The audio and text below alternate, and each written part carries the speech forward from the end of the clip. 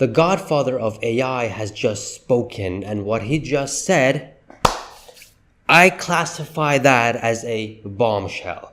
And it's very interesting that he does mention Tesla.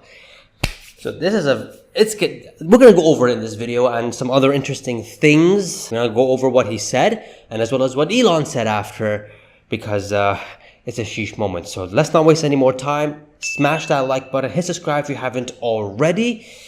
Let's watch this video and I'll give you my thoughts, because there's a lot to go through. Well, Tesla is far ahead in self-driving cars. But every single car someday will have to have autonomous capability. It's safer, it's more convenient, it's more fun to drive. And in order to do that, it is now very well known, very well understood, that learning from video directly is the most effective way to train these models. We used to train based on images that are labeled. We would say, this is a car, this is a car, this is a sign, this is a road, and we would label that manually. It's incredible. And now we just put video right into the car and let the car figure it out by itself. And this technology is very similar to the technology of large language models, but it requires just an enormous training facility. And the reason for that is because the data rate of video, the amount of data of video is so high. Well, the same approach that's used for learning physics, the physical world, from videos that's used for self-driving cars is essentially the same AI technology used for grounding large language models to understand the world of physics. So technologies that are like Sora, which is just incredible, and other technologies, VO from Google, incredible. The ability to generate video that makes sense, that are conditioned by human prompt, that needs to learn from video. And so the next generation of AIs need to be grounded in physical AI, needs to understand the physical world. And the best way to teach these AIs how the physical world behaves is through video, just watching tons and tons and tons of video. And so the combination of this multimodality training capability is going to really require a lot of computing demand in the years to come.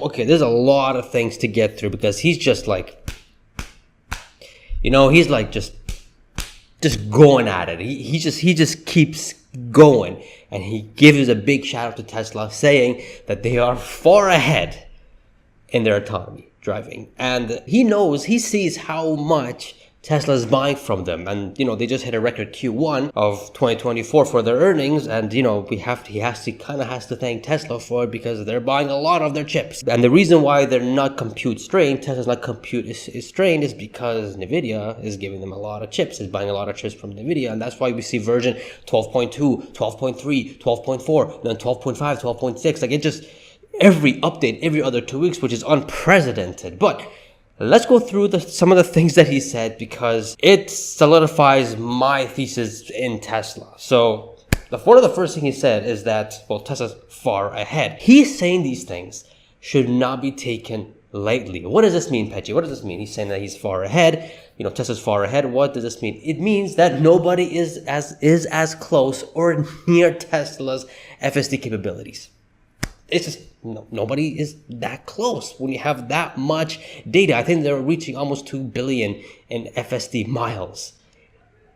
It's crazy. What this also means is that second place for FSD capabilities is just not even a second distance. Like, we don't even know where it is. It's extremely distant. You know what I mean? It's so far that we can't even see who's second place, quite frankly. It also means that the way how Tesla has trained the software and the AI for full self-driving is the correct way of doing it. Pretty much saying RIP LiDAR. I mean, that thing is just not scalable. And the thing can't even read signs. While Tesla can read signs, they can read pylons, humans, their activity, which is just absolutely crazy. And what's also bullish here is that he is agreeing that learning from videos directly is the best way of teaching an AI. Not images, not some lighter crap, videos. Just straight out videos, training this thing over and over and over again. And he does mention it and confirms that you have to teach this AI real world behaviors through video. That is the only way. Confirming the way how Tesla's trying to solve full self-driving is the correct way. I don't know the second time I'm mentioning this, but it's very important. It's extremely important, especially to us long-term investors, because we're going to be looking at Tesla, let's say 5 years from now, and we're going to be not even looking at the vehicle margins. We're going to refer to this company as that robotaxi company or as that self-driving company, a software company, an AI company. And shout out to Whole Mars here, because Elon Musk responded to him. He's saying here that valuing Tesla based on expectations for the auto business is like valuing Nvidia based on expectations for the gaming GPU segment. And Elon Musk replies to this saying, yeah, look, you can't, here's the thing with Nvidia. And I posted on my X as well. If you guys aren't following me on X, you guys are missing out on a lot of juicy stuff. So make sure you guys are following me there.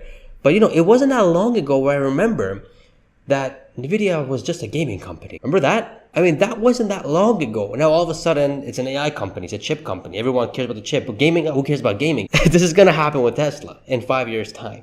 Mark this video, mark my words. I mean, the process is already starting for that. And the only reason why I'm all into Tesla stock, again, I keep mentioning this, the reason why I'm all in is because the potential of this autonomy is just huge.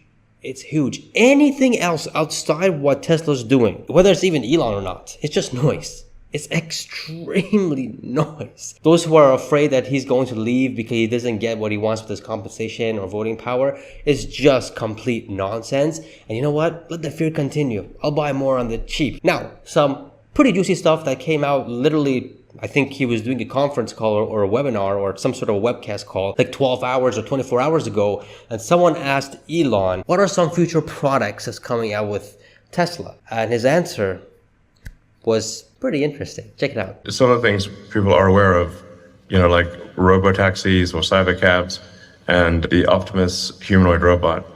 So those are very big deals. Even if that's the only thing you knew about Tesla, you know that will be those two things will be extremely profound. A large fleet of autonomous vehicles that, basically a generalized solution to self-driving and a generalized solution to a humanoid robot. Those two things are incredibly profound. The fact he didn't mention vehicles, auto business, and just said straight Optimus and autonomy. Forget Optimus, that thing is really hard to value or model out. But robotaxis and, autonomous vehicles. I mean, just that 30 seconds or 25 seconds of him saying these things just tells you everything you need to know of the future of this company, of Tesla. It's an AI company. It's going to be a SaaS company. The other things, the vehicles, are just going to be a tool to push the software things on it. Now, Optimus, again, not too sure. Energy, that's also ramping. That's a cherry on top, in my opinion. But the future is going to be heavily autonomous. And if there's one thing that Tesla's really good at, is scaling. And Tesla is scaling in every single sector that this company is in. Energy, they're ramping. Vehicles, they're ramping. Miles driven FSD collection, they're ramping. If they want to turn on the FSD for every single vehicle around the world, just snap of finger and just one over-the-air update, which is a massive ramp. Scaling equals Tesla. Like, Tesla is really good at scaling things, and I want to bet against Tesla's robotaxi because it looks like they're getting ready to scale that sometime next year or the year after that. You hear it here, folks. You heard it here. But this was an insane 24 hours. Nvidia coming out, smashing Q1 earnings, and giving a shout out to Tesla, the CEO of Nvidia. So that was pretty interesting, in my opinion. A bombshell, and solidifies my long-term investment in Tesla. Now, what's next for Nvidia? I think they're going to continue doing very well, and I'll have a video on that coming out later because I don't know what it is. Every time when I forecast Nvidia earnings or even stock split, because I did mention 3 months ago exactly, 3 months in, there's going to be a stock split. But although I did say 5 for 1, they're doing a 10 for 1. Seems like for Nvidia, projections, I'm getting them right on, and I'll make a video on that to see what's going on with that. But they still have a run to go. I think Nvidia is going to become the world's most valued company by end of the year or by end of next year.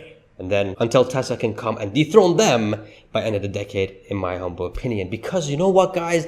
Tesla is transforming into a whole different company right in front of our very own eyes. I made a video about it right here. You guys should check it out. It's full of data and facts. And we can see in our own very eyes that Elon Musk, the way he just said it, Optimus and AGI in the future of autonomous driving, does not sound like an auto business to me. But anyways, check the video out, guys. Get your I Bought the Deb t-shirt for Tesla, because although this looks good on NVIDIA right now, NVIDIA t-shirts, this will also look good in Tesla by end of 2030, in my humble opinion. Not financial advice. Subscribe, and I shall see you guys in the next video. See ya.